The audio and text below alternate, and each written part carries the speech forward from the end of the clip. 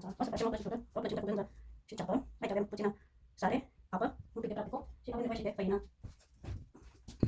Amestecăm bine. Am pus și ulei.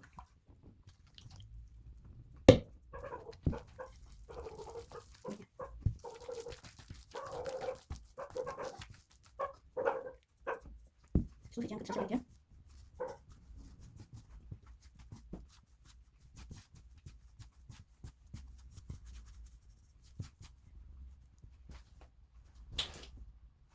Aici avem aluatul, imediat terminat.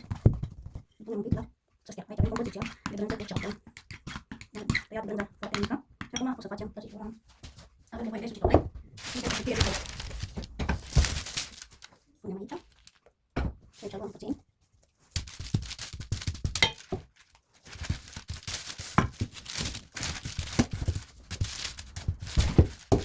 O să facem subțire. Avem nevoie de făină și de toate și aici.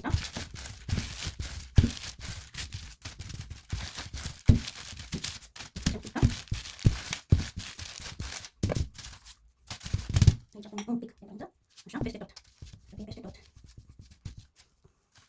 Așa. Aici puțin marginile trebuie lăsate. Așa.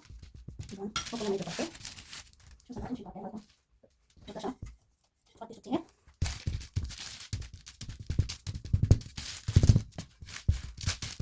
Ne-am făină și de pudră. Este compoziție.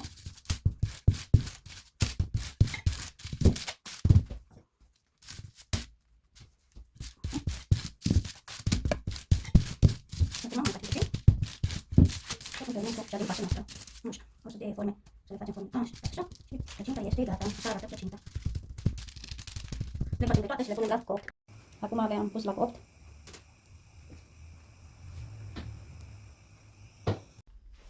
Așa arată minunatele noastre plăcinte.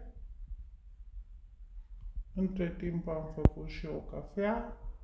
Vă doresc o zi liniștită și binecuvântată.